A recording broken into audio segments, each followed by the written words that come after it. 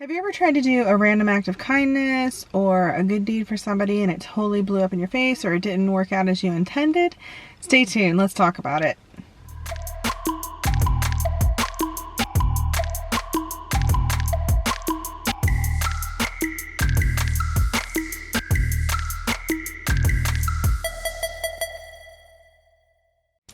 Hi everybody, welcome back to another video by Pan Society. I'm Cherie, and today I want to talk about when random acts of kindness or trying to do something nice for somebody doesn't always work out the way you think it's going to, and sometimes they have unintended consequences.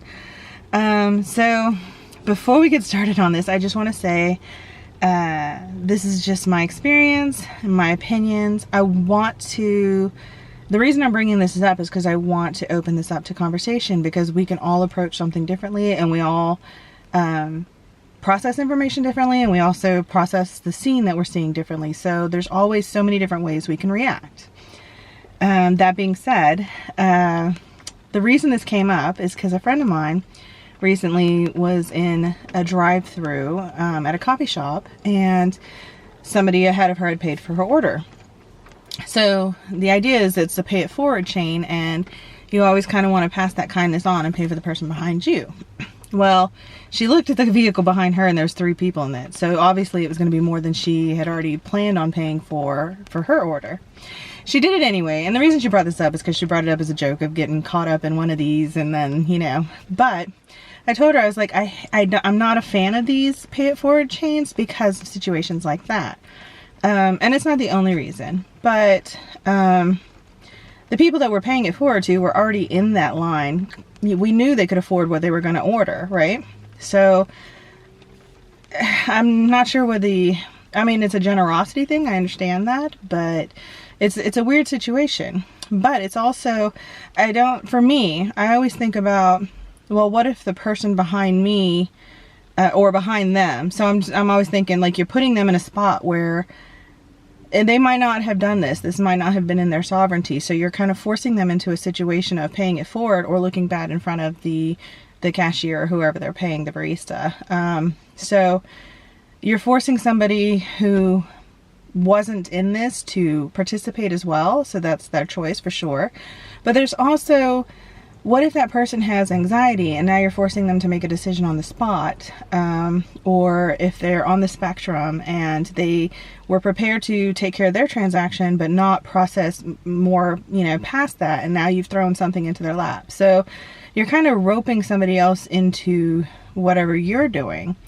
And it doesn't, so to me, it's like breaking somebody else's sovereignty, because it's one thing to do something nice for somebody, but then to kind of peer pressure them, I guess, in a different way, not strongly peer pressured, but it's just that societal constraint that you feel like you have to do it because everybody else did it before you, and you don't want to not be, you don't want to be the person to break it.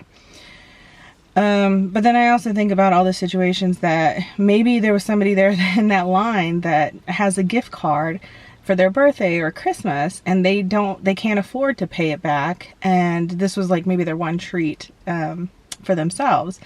So I always think about the pressure you're putting on someone else when you're doing these kinds of things, and I'm not trying to discourage anybody from participating in them.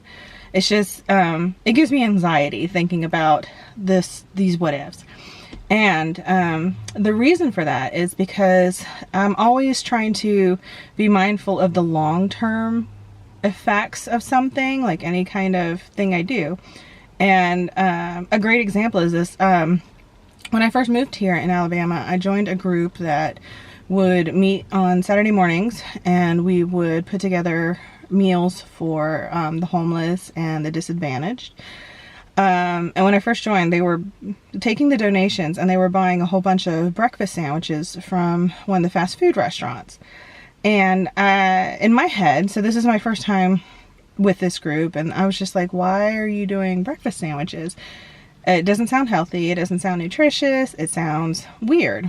So I took it upon myself and I bought fruits, vegetables, and things like that. And then those protein bars, and I put together my own little packets. As I was giving them out, I realized later that the people I was giving them to were throwing them away. And I was a little offended. I was just like, why? You know, I went through all this trouble to get you something nutritious, something healthy. But I never asked why the breakfast sandwiches were being given away. So finally I asked one of the people I was giving the food to, I was like, why are you throwing this stuff away? And it came down to they couldn't eat it. It never occurred to me that dental care was a thing that was lacking. And so it never occurred to me that food choices would have been different. So they had the fast food sandwiches because, one, they were soft and they could eat them, but also higher calories because, once again, you don't know when the next meal is going to be or if it's colder weather. So in my efforts to try to be amazingly kind, I wasn't being thoughtful of the person I was trying to be kind to. So I always try to think ahead of time before I'm doing something, just to make sure I'm doing the right thing for the right the person for the right reasons, and I'm doing right by them.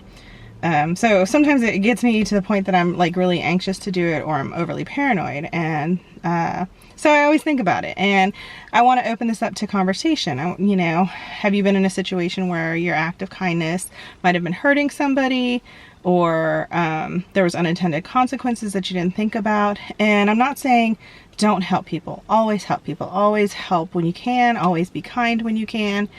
But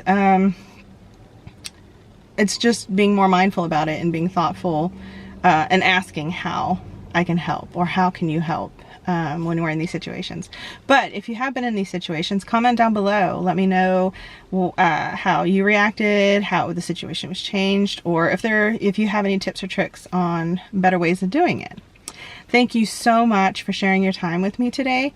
Don't forget to comment, share, like, and subscribe, and I'll see you next time in the next pan video.